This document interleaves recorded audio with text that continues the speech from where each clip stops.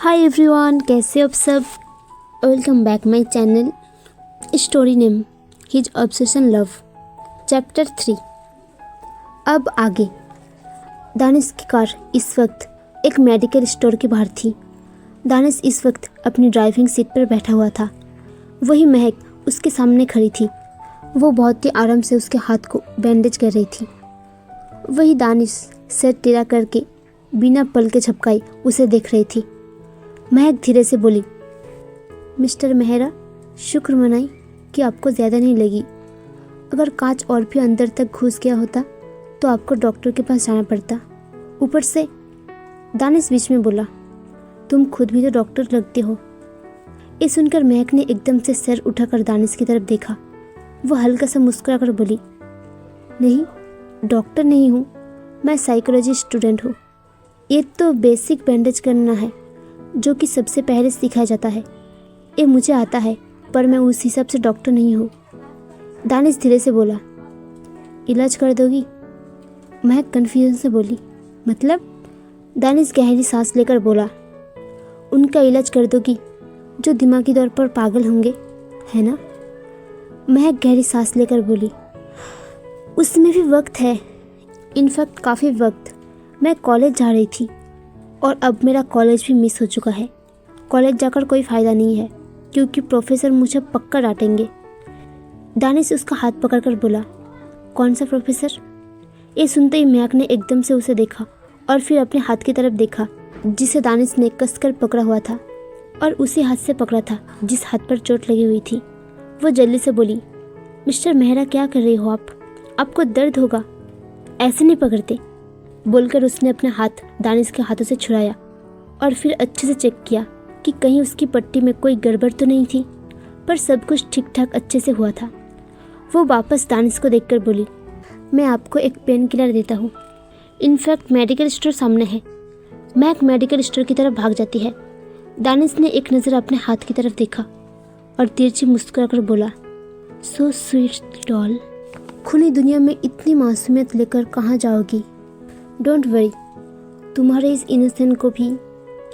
बोलकर वापस महक की तरफ देखने लगा। इधर महक जल्दी से पेन किलर लेकर आई और दानिश का हाथ पकड़कर बोली, ये पेन किलर रखो, आप अभी एक ले लो और रात को एक ले लेना। उसके बाद अगर दर्द हो तभी लेना, वरना मत लेना, क्योंकि ज़्यादा pain killer is not good for your health, okay?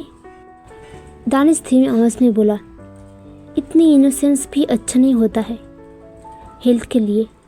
मेरे जैसे के लिए तो बिल्कुल भी नहीं, मर जाओगी। महक उसे सवालिया नज़र से देखते हुए बोली, मिस्टर मेहरा, कुछ बोला क्या आपने? दानिश उसे देखकर बोला, नथिंग डॉल, कुछ भी नहीं, बस तुम मुझे दानिश बुला सकती हो। महक धीरे से बोली, ऐसे कैसे, आप मुझसे बड़े हो। ये सुनकर दानिश गौर से उसके चेहरे को देखने लगा। तभी महक फिर से बोली, आई रिक्वेस्ट यू, आप मुझसे बड़े हैं, मैं आपको नाम से कैसे बुला सकती हूँ? वेरी बैड मैनर्स, अब मैं जा रही हूँ। बोलकर वो जाने के लिए आगे बढ़ गई। तभी दानिश ने वापस उसका हाथ पकड़ लिया। महक ने मुड़कर उसकी तरफ देखा। वो उसके कुछ बोलने का इंतज़ार कर रही थी। दानिश टाइम चेक करते हुए बोला, 1 घंटा लेट हो चुका है डॉल, तुम्हारी स्कूटी गिर गई थी, कुछ ना कुछ गड़बड़ होगी। उसे साइड में पार्क कर दो, मैं उसे ठीक कर दूंगा और तुम्हारा घर पर भेज दूंगा। और तुम चलो, आई विल ड्रॉप यू, तुम्हें कॉलेज मैं छोड़ दूंगा। महक मन में बोली, क्या करूँ, स्कूटी सच में डैमेज हो चुकी है, एक क्लास मिस हो चुकी है, पर आखिरी की क्लास तो ले सकती हूँ ना। महक एकदम से मुस्कुरा कर बोली, ओके। बोलकर वो सीधे पैसेंजर सीट पर आकर बैठ गई। महक कुछ सोचते हुए बोली, मिस्टर मेहरा, आप ड्राइविंग कर लेंगे? दानिश गहरी सांस लेकर बोला, 15 साल से ड्राइविंग कर रहा हूँ, एक हाथ से भी कर सकता हूँ और बिना हाथ लगाए भी। उसके बाद का महक का कोई जवाब नहीं दिए। उसने अपनी स्कूटी ऑलरेडी पार्क कर रखी थी और फिर इसके बाद दानिश ने गाड़ी स्टार्ट कर दी। महक ने विंडो खोलने की कोशिश की पर वो खुल नहीं रही थी। वो धीरे से बोली, एक खुल नहीं रहा। दानिश सामने देखते हुए बोला, क्योंकि लॉक है, चाइल्ड लॉक है डॉल। महक हैरान से बोली, क्यों, यहाँ पर बच्चा कौन है? दानिश एक नज़र उसे देखकर बोला, तुम। महक धीरे से बोली, मतलब? दानिश सामने देखते हुए बोला, तुम बिल्कुल बच्चे जैसे हो। मैं तुम्हें अपनी गारंटी पर लेके जा रहा हूँ, तो मैं तुम्हें ऐसे नहीं छोड़ सकता। कोई गलती नहीं कर सकता, इसलिए चाइल्ड लॉक लगाया है। और आई थिंक अब तुम मुझसे सवाल नहीं करोगे, है ना? महक धीरे से बोली, ओके। बोलकर उसने तुरंत अपनी नज़र झुका ली। दानिश मन में बोला, सो सबमिसिव डॉल, क्यों खतरे ले रहे हो अपने लिए? इधर महक दानिश के इरादे से, उसके ख्यालों से अनजान गाड़ी से बाहर देख रही थी। थोड़ी देर बाद दानिश ने महक के कॉलेज के बाहर गाड़ी रोक दी।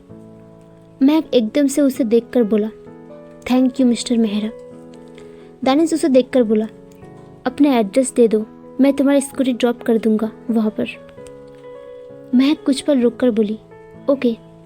बोलकर उसने डैशबोर्ड पर रखा हुआ स्टिक ऑन नोट उठाया और फिर उसे अपना एड्रेस लिखा और वह तुरंत गाड़ी से उतर गई। दानिश महक को जाते हुए देख रहा था। इधर महक जैसे ही क्लासरूम में पहुंची, क्लास स्टार्ट हुए ऑलरेडी 10 मिनट हो चुके थे और एक दूसरी क्लास थी। वो जल्दी से बोली, प्रोफेसर मिश्रा, सॉरी मैं थोड़ी लेट। प्रोफेसर मिश्रा बीच में चिल्लाकर बोली, ये कोई टाइम है क्या महक?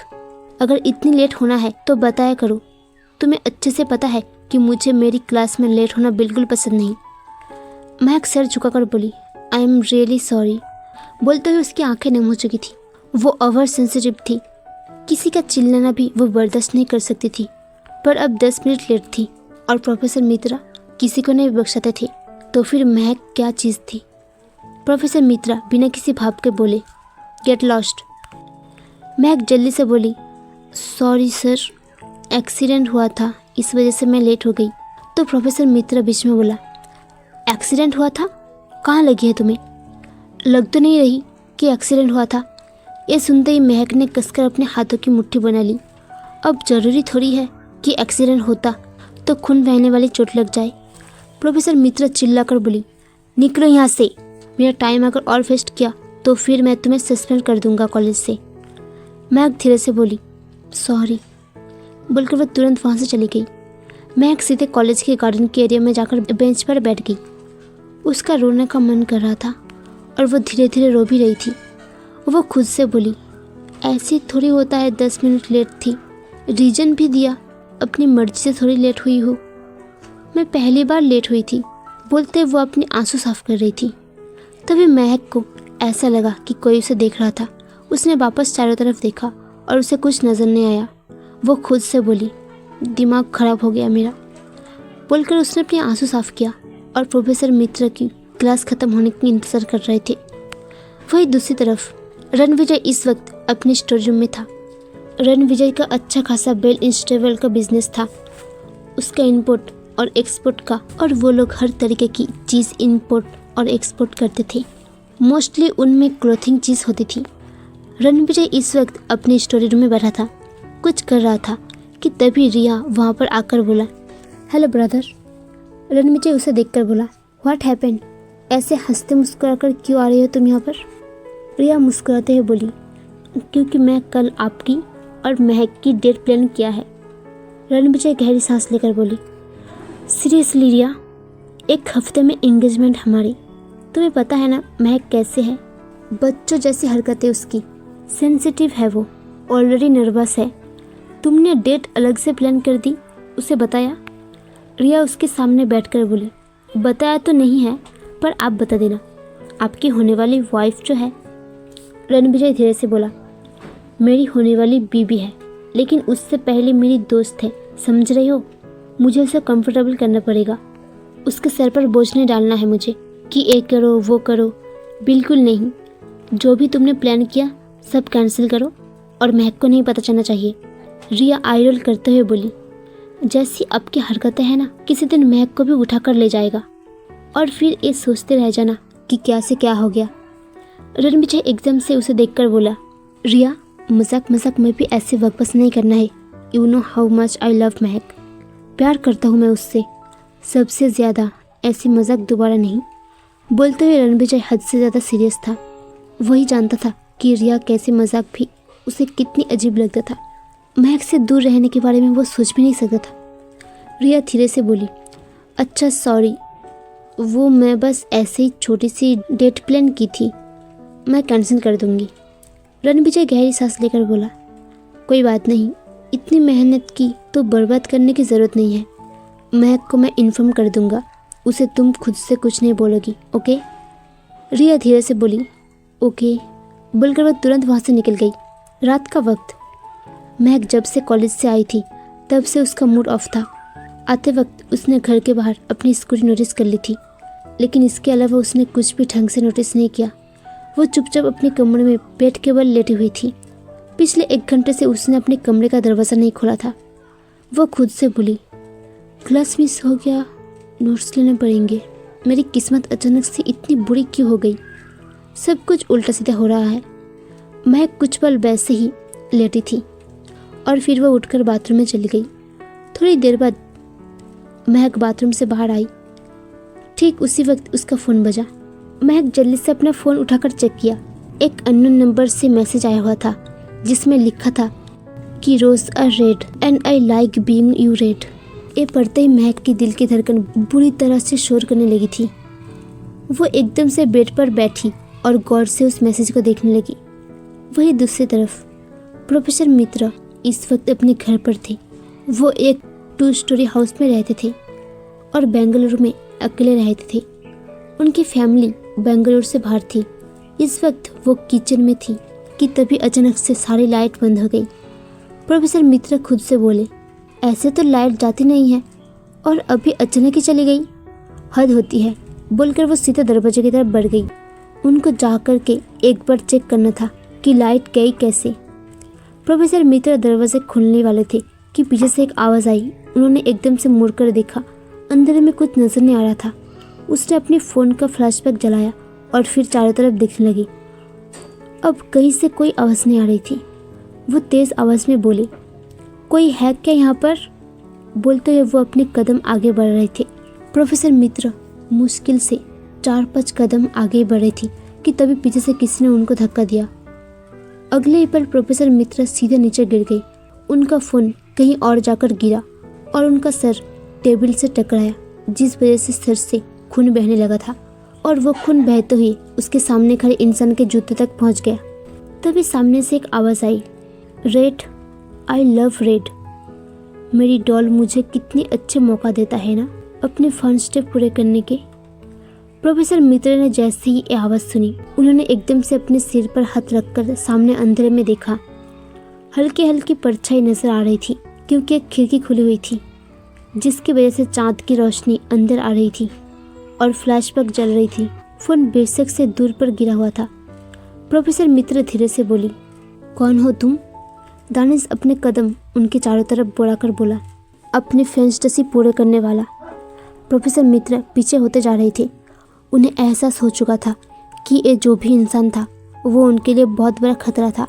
वो पीछे खिसक रहे थे कि तभी दानिश ने उसके पैर के ऊपर अपना पैर रखा और जोर से मसला। प्रोफेसर मित्रा जोर से चिल्ला दिए। वो दानिश से छूटने की कोशिश कर रहे थे, लेकिन उनकी सारी कोशिश बेकार थी। दानिश पंजे के बल उनके सामने बैठ गया। प्रोफेसर मित्रा ने एकदम से अपना पैर पकड़ा। उन्हें हल्का हल्का गीला महसूस हो रहा था, जिसका मतलब था कि उनके पैर से खून निकल गया था। प्रोफेसर मित्रा ने अपनी नज़र उठाकर सामने देखा। अब उन्हें दानिश का चेहरा साफ नजर आ रहा था। वो कन्फ्यूजन से देख रहा था क्योंकि उन्होंने दानिश को पहले कभी नहीं देखा। दानिश तिरछा मुस्कुराकर बोला, बाय बाय प्रोफेसर, और थैंक्स मुझे मौका देने के लिए। बोलकर उसने वहीं पर टेबल पर रखा हुआ चाकू उठाया और उससे सीधा प्रोफेसर मित्रा की गला काट दिया। अगले पल प्रोफेसर मित्रा ज़मीन पर खड़े हुए थे। उनकी मौत हो चुकी थी क्योंकि दानिश ने इस जगह पर वार किया था जिससे इंसान जिंदा नहीं बच सकता था। इस वक्त चाकू से टपकाता हुआ खून ज़मीन पर गिर रहा था। दानिश ने उस खून को देखा और धीरे से बोला, आई लव रेड। बोलकर वह खड़ा हो गया। उसने एक बार फिर उस चाकू को देखा और कुछ सोचते हुए अजीब तरह से मुस्कुरा दिया। अगली सुबह महक इस वक्त सभी के साथ हॉल में बैठी हुई थी, लेकिन उसका ध्यान कहीं और था। उसका ध्यान सिर्फ और सिर्फ कल आई हुई मैसेज पर था। उसे बहुत अजीब लग रहा था। उसने मैसेज के बारे में किसी को नहीं बताया। महक कुछ सोच रही थी कि तभी आयन ने उसके सामने चुटकी बजाकर बोला, क्या हुआ महक? महक एकदम से होश में आकर बोली, कुछ नहीं हुआ, नथिंग, बोलकर उसने टीवी ऑन कर दी। इस वक्त महक के पापा ने यानी मिस्टर नीलेश भटिया ऑफिस गए हुए थे। नीलेश भटिया एक सॉफ्टवेयर इंजीनियर थे। कामिनी भटिया उनकी वाइफ यानी कि महक और आयन की माँ। वो वैसे तो हाउस वाइफ थी, लेकिन काम के तौर पर वो एक ऑनलाइन बिजनेस करती थी। इधर महक ने जैसे ही टीवी ऑन किया, टीवी पर सीधा एक न्यूज़ चल रही थी। वो थी प्रोफेसर मित्र की मौत की खबर। महक ने जैसे ही प्रोफेसर मित्र का घर देखा और उनके सामने देखा, वो धीरे से बोली, प्रोफेसर मित्र? आयन उसे देखकर बोला, प्रोफेसर मित्र वही है जिसके बारे में तुमने बताया था, वो खरूस? महक एकदम से खड़े होकर बोली, ये मेरी प्रोफेसर है, कल तक ये बिल्कुल ठीक थे, आज उनकी डेथ कैसे हो सकती है? ये सब इतना बोलते हुए वो रुक गई।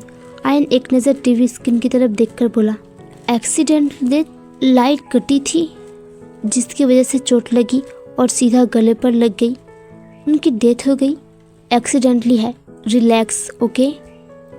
मैं कुछ पर रुक कर बोली, आई कैन नॉट वो। आयन खड़ा होकर बोला, Mahak please, why are you so sensitive, relax ना, आई नो तुम उन्हें जानती थी, बट जस्ट कम डाउन, बोलकर उसने जैसे महक की तरफ हाथ बढ़ाया, महक के कदम पीछे हटते हैं और वह तुरंत बाहर चली गई।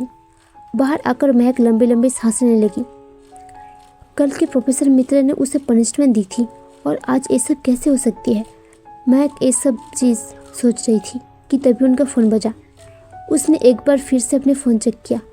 उसे अननोन नंबर से मैसेज आया था, ऐसे परेशान होते हुए कितनी अच्छी लगती हो ना तुम, you look like a red cherry. ये पढ़ते ही महक ने एकदम से खुद को देखा। उसने रेड कलर की ड्रेस पहनी हुई थी। वो धीरे से बोली, कोई मुझ पर नज़र रख रहा है, पता नहीं कौन है, बोलकर उसने तुरंत वो नंबर ब्लॉक कर दिए। महक ने कुछ पल चारों तरफ देखा और वह तुरंत अंदर चली गई। आयन उसे देखकर बोला, दिमाग ठीक हो गया, अंदर आ गई तुम? महक उसे देखकर बोली, मम्मा पापा को कुछ बोलना मत, ओके? आयन गहरी सांस लेकर बोली, नहीं बताऊंगा। तुम आज रात की डेट पर जा रही हो ना जीजू के साथ? ऐसे जाओगे? मैं जीजू को बता दूंगा कि तुम ठीक नहीं हो। महक जल्दी से बोली, मैं ठीक हूँ, कुछ नहीं करोगे तुम। आयन शरारती लहजे में बोला, मतलब जीजू के साथ डेट पर जाने के लिए इतनी उतावला?